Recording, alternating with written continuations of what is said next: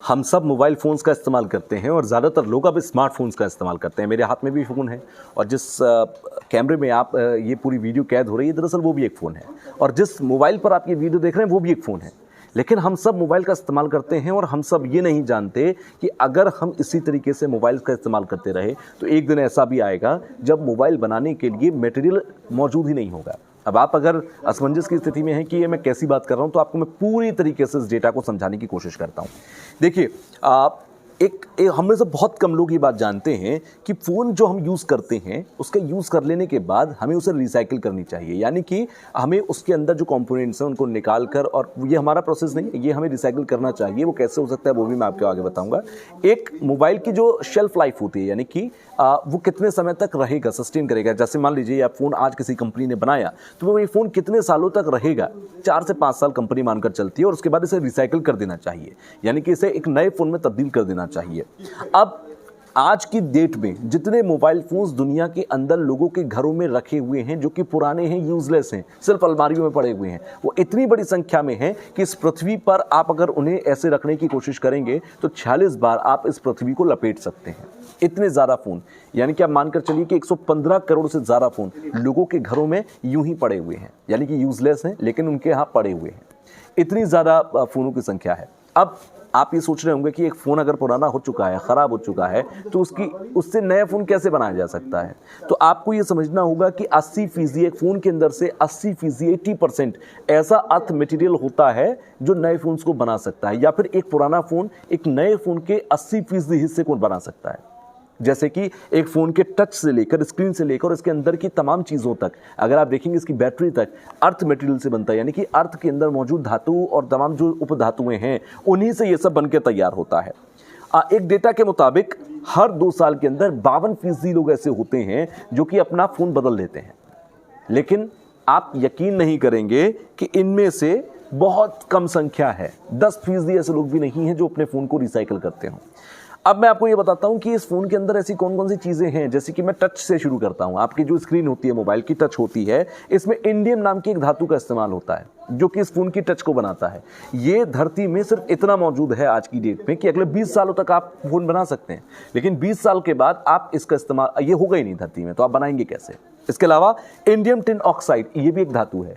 ये क्या करती है, आपकी जो टच स्क्रीन है उसको ट्रांसपेरेंट बनाने का काम करती है। ये भी सिर्फ 20 सालों के लिए मौजूद है। अगर आप अपने फ़ोन को रिसाइकिल नहीं करेंगे तो ये मान लीजिए कि 20 साल बाद टच को ट्रांसपेरेंट बनाने वाली जो धातु है वो इंडियम टिन ऑक्साइड नहीं बचेगी। इसके अलावा एल्युमिनियम सिलिकेट, ये एक तरीके की ऐसी कंपोनेंट होता है जो मजबूती देता है। आपका टच स्क्रीन, जैसे हम कहते हैं ना गोरिल्ला ग्लास है या फिर बहुत मजबूत है, इसको आप फेंक दीजिए टूटेगा नहीं। ये क्यों ऐसा है? क्योंकि एल्युमिनियम सिलिकेट नाम की धातु का इस्तेमाल किया जा रहा है और ये इतनी तेजी से दोहन हो रहा है, उसका दोहन कहीं ना कहीं पर्यावरण के लिए भी नुकसानदेह है। तो ये मानिए कि ये भी एक समय के बाद खत्म हो जाएगा। स्क्रीन के रंग के लिए, यूवी प्रोटेक्शन के लिए जिस धातु का इस्तेमाल होता है वो भी कुछ सालों बाद खत्म हो जाएगा। इसके अलावा मैं बात करता हूँ इलेक्ट्रॉनिक्स की, कॉपर, सिल्वर, गोल्ड, टेंटिनम, ये तमाम चीज़ें हैं जो आपके चिपसेट या फिर मदरबोर्ड पर इस्तेमाल की जाती हैं। ये भी एक समय के बाद खत्म हो जाएगा। शायद आप में से बहुत कम लोग जानते होंगे कि आपके फ़ोन के अंदर गोल्ड भी होता है, सोना भी लगा हुआ होता है, लेकिन बहुत कम मात्रा में होता है। तो इसको भी अगर आप रिसाइकिल नहीं करेंगे, आप घर के अलमारी में पड़ा रखेंगे, तो एक समय आने के बाद ये भी खत्म हो जाएगा। ऐसी बहुत सारी चीज़ें जैसे लिथियम है, कोबाल्ट है, कार्बन है, एल्युमिनियम है, ये सब बैटरी के अंदर इस्तेमाल होता है। अगर ये भी हम दोहन करते जाएंगे और इसको रिसाइकिल नहीं करेंगे तो ये मानकर चलिए कि एक दिन ये भी खत्म हो जाएगा और हम फिर फ़ोन कैसे बनाएंगे इस बारे में सोचिए। अब मैं आता हूँ किसी और लॉजिक पर। जैसे मैंने शुरुआत में आपसे कहा था कि फ़ोन्स इतनी बड़ी संख्या में रखे हुए हैं कि अगर आप क्रम वाइज, यानी कि एक एक करके रखना शुरू कर दें, तो इतने ज़्यादा फ़ोन हैं कि आप इस पृथ्वी को, जो इतनी बड़ी है, 46 बार लपेट सकते हैं, 46 बार उसको ऐसे लपेट सकते हैं। इतने ज़्यादा फ़ोन हिंदुस्तान के अंदर हैं। अगर मैं 2007 से 2021 तक का आंकड़ा ले लूं तो इस दुनिया के अंदर 144 करोड़ फ़ोन सेट्स बनाए गए, 144 करोड़ फ़ोन बनाए गए, जिसमें से 20% फ़ोन ही माना गया कि आज तक रिसाइकिल किए गए हैं। यानी कि 115 करोड़ फ़ोन अभी भी इस दुनिया के अंदर सिर्फ अलमारियों में पड़े हुए हैं, यानी कि यूजलेस हैं, लेकिन लोगों के घरों में अलमारियों में पड़े हुए हैं, उन्होंने रिसाइकिल नहीं किया।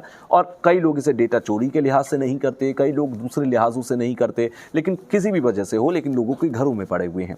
तो ये एक सबसे बड़ी संख्या वजह है। इसके अलावा हम कुल मिलाकर अगर देखें तो बहुत तमाम जो एक्सपर्ट्स हैं, तमाम जो भूवैज्ञानिक हैं, उनका ये मानना है कि इतनी ही तेज़ी से अगर हम दोहन करते रहे और मोबाइल फ़ोन्स को रिसाइकल नहीं किया गया और नए सेट्स बनाते गए तो आने वाले समय में मोबाइल को बनाने वाली जो धातुएं हैं वो ख़त्म हो जाएंगी। एक रोचक जानकारी, एक रोचक सी रिसर्च थी जो मैंने सोचा क्यों ना आप लोगों के साथ रखी जाए, क्योंकि मोबाइल फ़ोन का इस्तेमाल तो हम लोग करते हैं, लेकिन हमसे मैं शायद जितने लोग हमें देख रहे हैं 95%, 90% लोग भी ऐसे होंगे जो शायद ये जानते ही नहीं होंगे कि एक फ़ोन का रिसाइकिल भी होना चाहिए या ये भी एक दुनिया का एक सिस्टम है जिसे करना चाहिए। तो अगर आप जानते थे तो नीचे बताइए, नहीं जानते थे तो नीचे कमेंट करके बताइए कि क्या आपकी जानकारी अपडेट हुई है और साथ ही साथ क्या आपने कभी अपने फ़ोन को रिसाइकिल किया है। इस बारे में भी हमें नीचे कमेंट बॉक्स में बताइए।